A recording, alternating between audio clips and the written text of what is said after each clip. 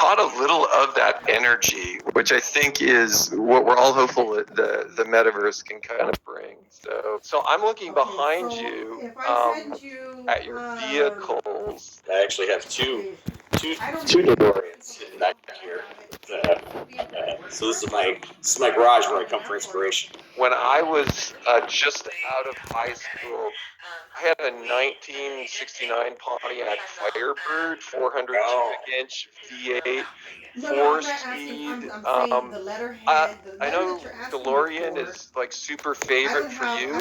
Do you use the DeLorean? Like, how often do you drive it? I like to take this car out every night between usually like 8 and 10 o'clock and listen to 80s music and just like recharge my creative batteries. And whenever I take it out, it always makes people happy. You know, when they're seeing the car. It's usually somebody's seeing the DeLorean for the first time and they've never seen a time machine in person. So it's like a traveling happiness mobile. You know, one thing I'm curious about, those DeLoreans, are they stock, or have you had to like modify the engine or anything to keep them going?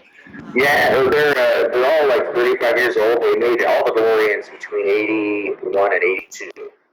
So they're all about 40, almost 40 years old now, and they do require a lot of work to keep them running. And then plus adding all they obviously don't come with all the flux capacitor and room flow motor and all the Back to the Future gear. That's all has to be kind of scavenged and cobbled together. So I've been making it more screen accurate over the years. There's always more tweaks I can do to make it cooler. So it's like a hobby, you know. Having a car like an old car like this, antique, it's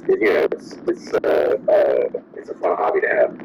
And I think, in a sense, those are stainless, aren't they? Like, oh yeah, they have a rust. Yeah, like a Cybertruck 40 years old. I know. Yeah. The Cybertruck definitely looks like it took some inspiration from the DeLorean. For a car that came out 40 years ago, it's still the most futuristic looking car there is. It looks like a spaceship. Hey, so I know with Ready Player One and now with the release of Ready Player Two, your life's probably gone through a lot of change. Mine has too. You know, there was this time before, in the early days of Roblox, it was Eric and me, like two of us, just working on this thing, and then Matt and John joined us. And that was very different for me. You know, that was going in, writing code every day, quiet office.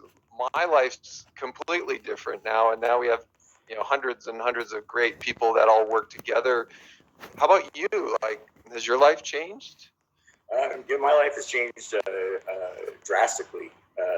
Since when I was writing Ready Player One, I was working a tech support job. I was interested in technology, but I always wanted to be a writer. But I also was interested in computers, and working tech support was a way and helping people use computers, and also the job of being a tech support rep. That all worked its way into my novel, into Ready Player One. The way the main character works tech support in the Oasis for a while, and so that was something from my life that ended up informing the story. So even though I didn't enjoy that job at the time, and wished I was working somewhere else, now I'm grateful that I had that job and that experience, because it worked its way into my stories. Like when I was a kid, we lived in a trailer park for a while, which was not fun. And my room was actually the tiny laundry room of the trailer. And it was just for a little while. But that was something that I put into Ready Player One. Wade sleeping in the laundry room of his trailer, and the stacks and all of that came from this experience in my real life, and I saw it depicted in a Steven Spielberg movie. So that's something I always like to tell aspiring writers about. Is sometimes you're doing a job in your life, or you're living somewhere that you're not happy with, but later on that could help inspire you to write the story that could change your life. So you should kind of embrace those experiences, whatever is going on in your life, and try to put that into your work. And I think there's a lot of optimism, in your books as well, around the power of imagination. And in effect, the metaverse is built on imagination. So I always take that as a very optimistic thing for all of us that are trying to create, whether it's music or 3D or imagery. Yeah. Hey, and then riffing on Ready Player Two, so the number seven's kind of relevant, and of course we're not in spoiler zone here, but hey, is this random? Is there some significance to this? Like the number three in Ready Player One, three is a magic number. Number seven is a number that comes up a lot in pop culture and in video games. And kind of collecting seven pieces of something is something that would come up in Dungeons and Dragons modules, and also in like Sonic the Hedgehog had seven Chaos Emeralds that were red, yellow, blue, cyan, white, purple, and green. And once you collected all of them, that's how what you had to do to, I think, defeat Dr. Eggman and win the challenge. But there are a lot of quests that involve the number seven, and some songs that involve the number seven. And so I saw that was a way to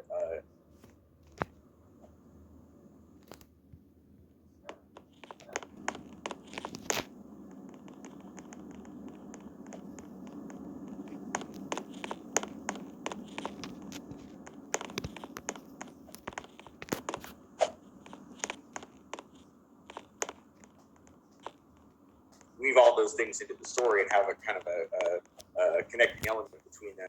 So it'll make sense what I'm talking about once people have to read the book. But yeah, the number seven was a big influence. So hey, with Ready Player One, I think a lot of people who'd never worn a VR headset got exposure to the tech and to your vision. You go even a little further, and there's some really exciting kind of vision going beyond that. When we at Roblox, we kind of done the same thing. We've had vision for 15 years, and it takes a lot of time for some of these things to become reality. But when they do, it's super satisfying. And I'm wondering for you, how's it feel when you see some things in real life come true, after you've written about them?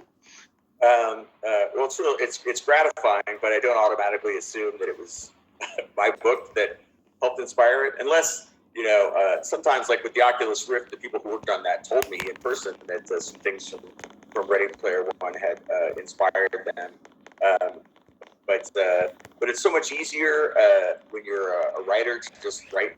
Wouldn't it be cool than it is to actually make it? It's like easy for me to design an amazing video game in a story. Yeah. But as you know, it's much harder to actually make the real thing. I think that could be a good thing, though, right? Because us technologists, we can get locked in by how difficult it is to build stuff. Where writers and futurists, you have the freedom of the written word, right? There's no limit to what you can imagine, and then the technologists more have to figure out, can we really build it? Right, and they're the only ones that can really build it. If it was just left up to the writers, all the stuff would remain fantasy. But that's something that I remember hearing about Star Trek, the old Star Trek series. They had those doors that would open automatically, and that's what inspired those doors in grocery stores. Like people at home saw that, and then real engineers went and made it work. So science fiction has always kind of played that role of what extrapolating where our technology might go. But yeah, that's one of the funnest parts of being a science fiction writer, is imagining where the technology will lead us, and then how the technology, once it arrives, is going to affect people's day-to-day lives. I love it, because I think it's the best form of brainstorming, is unencumbered brainstorming, without limit. And I think that's a little bit of what you do in your book. So nice job. Thank you. Almost like we're taking technology and then we go to pop culture at the same time. Like in Ready Player One and now Ready Player Two, you have this amazing intersection of pop culture with a vision of the future. And I think the reader or the movie viewer can almost get a little bit of a vibe of some of the things that have been important in your life. Can you riff a bit on some of the pop culture influences you've had? I think we know they're endless. Anybody who read Ready Player One knows that my interest in pop culture is very broad. But for Ready Player Two, there are some specific facets of pop culture that I took inspiration from, like John Hughes films. Huge fan of John Hughes movies, especially the John Hughes movies that were set in high school. And he created his own fictional high school, Shermer High School. His high school movies took place like Ferris Bueller's Day Off and Kids in Weird Science, Pretty in Pink. They all went to a version of Shermer High School. And I was always fascinated with high school being the setting for all these, set in a library. Yeah, Breakfast Club, one of my favorites. I love the soundtrack as well to that movie. Oh, so great. Yeah. So good. Seems like the book was so fun to write. Are there any moments that you felt were super fun without giving away too much? Set in a library. Yeah, Breakfast Club, one of my favorites. I love the soundtrack as well to that movie. Oh, so great. Yeah. So good. Seems like the book was so fun to write. Are there any moments that you felt were super fun without giving away too much? I don't think I can give away the super fun moments without giving away too much, but I will tell you it was I had fun.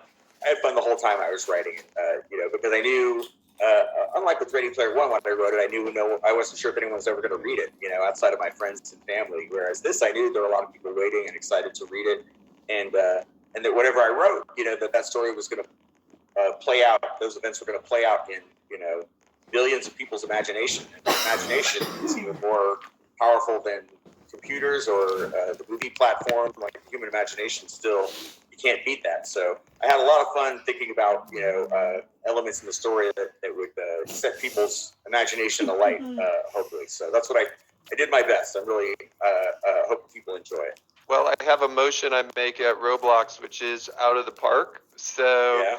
Oh. I think it's out of the park. So I think everyone's going to really enjoy reading Ready Player 2. Like, kudos to you. It's awesome. Because it really is like bringing the story to life. What you guys are doing. Roblox is the closest thing to the Oasis, and this contest is like the closest thing to the contest described in the book. In reality, people all around the world get to take part in it. It's really amazing. It's like bringing the story to life. So I can't thank you guys enough. Thank you, Ernie, again. Over and out. Really enjoyed it. All right. Thanks, Dave.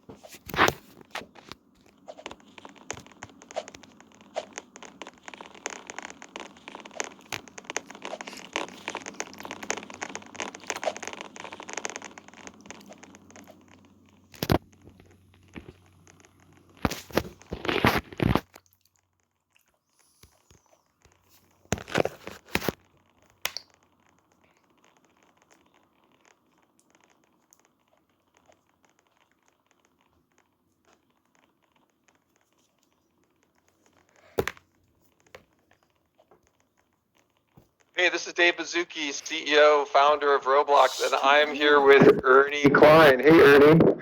Hey, Dave. Good to see you, man. Yeah, it's been a couple years. Last time we were together, we were at South by Southwest talking about your first book, Ready Player One. I'm excited for people to finally get to read it. With Ready Player 2, we're going to see a lot of great stuff. There's another quest. Android charger. There's some technical advancements that Halliday left for Wade that could change a lot of things.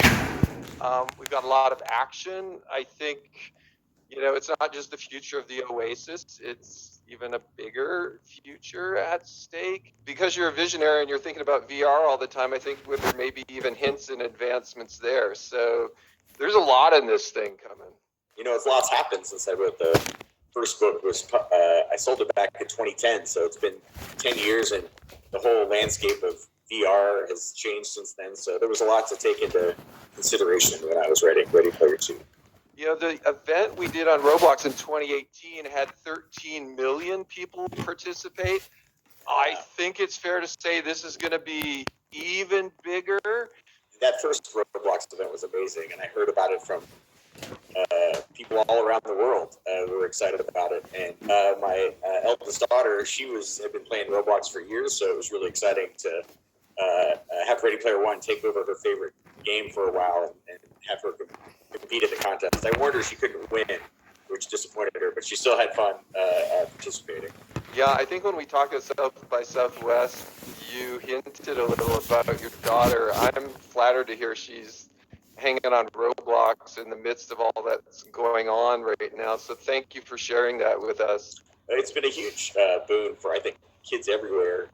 Just because it's like the Oasis, it's the closest thing to the Oasis that kids have right now. And just being able to jump in to Roblox whenever they get bored and be with their friends and spend time together in a virtual space has been really therapeutic. So you guys are doing good work. So hey, you're making history with Ready Player 2. Let's roll back to Ready Player 1 because you captured the imagination, I think, of just so many people from so many walks of life. And there was a movie that came out of that, which was also incredible. Does anything stand out for all of us that, you know, fantasize about making movies and being in the movies and working with Spielberg? Does anything stand out from that experience for you? Well, the whole experience stands out. This past year, I've kind of been living in my memories of it. So I've been in quarantine for a big chunk of the year. I've spent a lot of time thinking about what a great year 2018 was and how it just exceeded all my expectations. You know, really what you imagine making a movie with Steven Spielberg is it's really like that. It's like a dream come true. And I got to see so many things that were in my book, brought to life, including the stacks, like this idea of stacked trailers that I built in my imagination ended up getting built for real. So that stands out to me. I remember driving towards Leavesden Studio in London and seeing the stacks on the skyline for real, and engineers had built this thing that I had just imagined. When you have this in your imagination and then all of a sudden you see it in the movie in real life, how does that feel? Was it at the point of your imagination, beyond your imagination? Like, how do the two line up there? In my imagination, I would drill down into all the minute details, the way that they do when they make a movie. You have to dress the sets and imagine everything. So I could walk up into any one of these stacks of trailers and go into any trailer, and the whole trailer, it looked like somebody lived there. And people were living there. For the few days that we were shooting in the stacks, it was filled with extras who were all, dressed like it was 2045. It was just incredible. It was really a surreal experience. It felt like a dream kind of the whole time I was there. So even looking back on it now, I have to remind myself that all really happened. I know from last time we talked, you're a big Spielberg fan. If we move out of, science fiction into non-science fiction movies, he's got a huge collection there as well. Is there anything that pops out to you like an old favorite of yours? Out of his non-science fiction films, I would say Jaws is probably my all-time. That movie, I remember seeing it and being scared in the movie theater with my parents. Yeah, everyone was, yeah. Was there anything in that movie that you thought stuck out to you? Favorite line, anything from it? You're going to need a bigger boat is the line that I always quote all the time. Whenever the tools at hand are not sufficient, that's the quote that I always draw upon. Now that we're getting into Ready Player 2, in a way, you've kind of contributed a bit to the advancement of VR. And is there any way you can think about how you've seen this pan out in almost real life? For us, in the midst of COVID, like I mentioned, we've seen the virtual birthday parties, people trying to connect, younger people trying to figure out how to, work at a distance. Even have you seen any of this come true in your life? Yeah, I mean, everything happens. Even the news anchors and every host of late night television. Everybody's having to do everything from home, virtually through the internet, including my daughter who's going to school online, and then also in the evenings she'll hang out with her friends in Roblox and spend time in a virtual space there. Which reminds me, she wanted me to ask you if you could get her a unicorn. I think there's probably hundreds of different types of unicorns, and now that we've opened up the UGC store on Roblox, there are probably people making unicorns. Oh, right on. So absolutely, high five to that. A lot of people now are talking about the metaverse, and we've also seen people starting to chat not just about how we work or how we learn, but how we consume entertainment, how we work together. Ultimately, I think the vision of Ready Player One and Ready Player Two, and thinking about this vision of the metaverse, is all these things we do in real life, we can start to imagine, doing in the metaverse.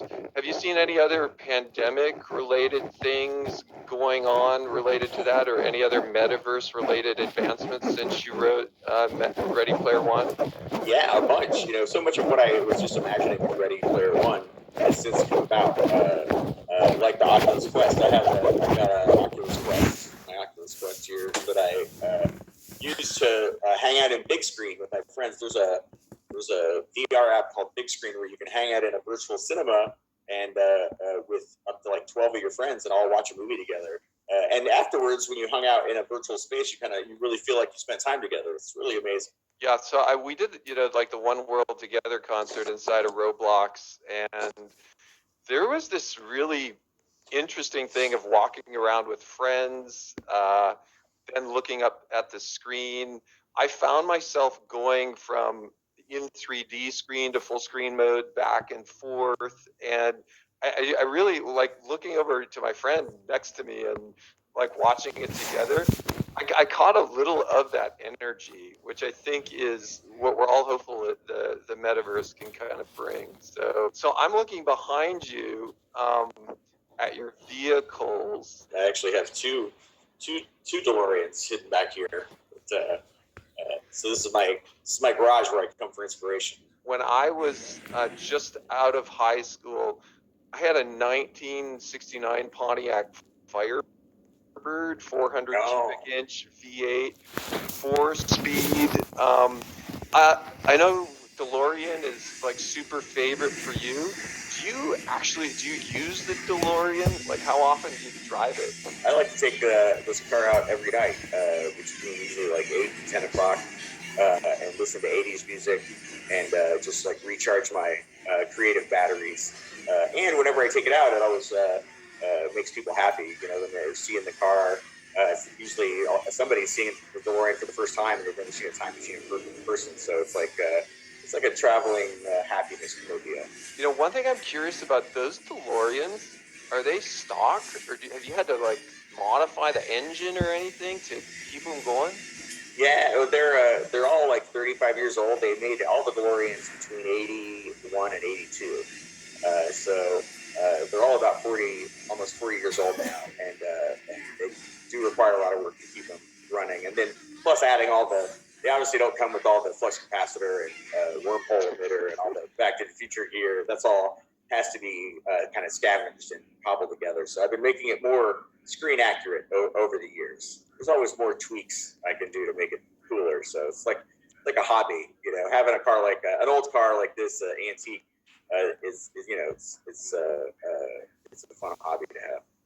And I think in a sense, those are stainless, aren't they? Like, oh yeah, they never rust. Yeah, isn't that like the Cybertruck 4 years earlier? I know. Yeah. It's the Cybertruck definitely looks like it took some inspiration from the DeLorean.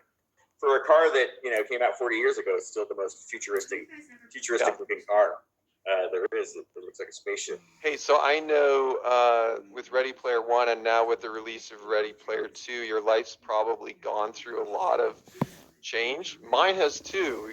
There was this time before, in the early days of Roblox, it was Eric and me, like two of us, just working on this thing, and then Matt and John joined us, and that was very different for me. That was going in, writing code every day, quiet office.